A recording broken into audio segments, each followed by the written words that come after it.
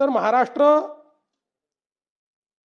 ही भारतातली सर्वात मोठी अर्थव्यवस्था आहे, सर्वात मोठी. आणि जवळपास 3,60,000 कोटीचा जीएसटी आपण त्या ठिकाणी संकलन करतो.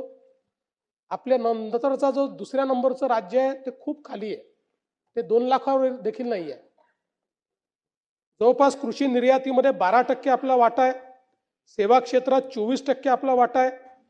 आणि हे सगळं करत असताना डेट टू जीडीपी हा जो रेशिओ आहे, म्हणजे जीडीपीच्या तुलनेत किती कर्ज असावं याच्यामध्येही महाराष्ट्राने सगळे पॅरामीटर्स हे देशामध्ये उत्तम ठेवलेले आहेत.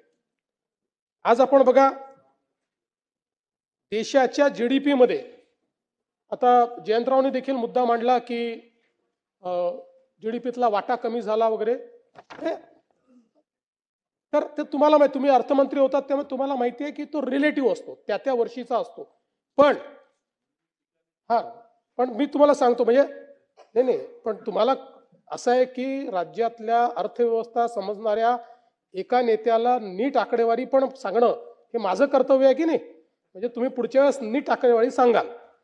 तर 2021-22 मध्ये देशाच्या जीडीपी मध्ये आपली हिस्सेदारी 13.1% होती.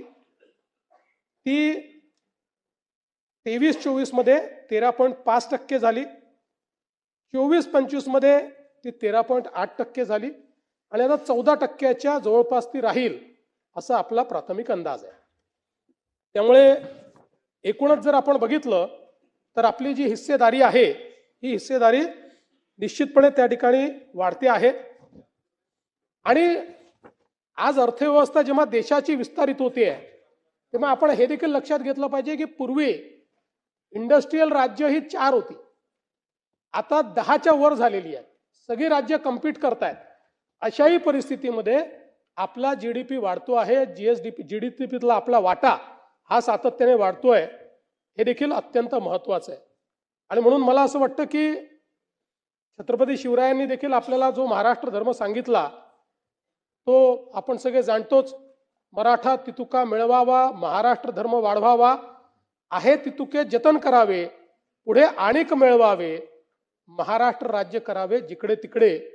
अशा पद्धतीनं सगळ्या क्षेत्रांमध्ये महाराष्ट्राला पुढे नेण्याचा प्रयत्न आपण चाललो आहे.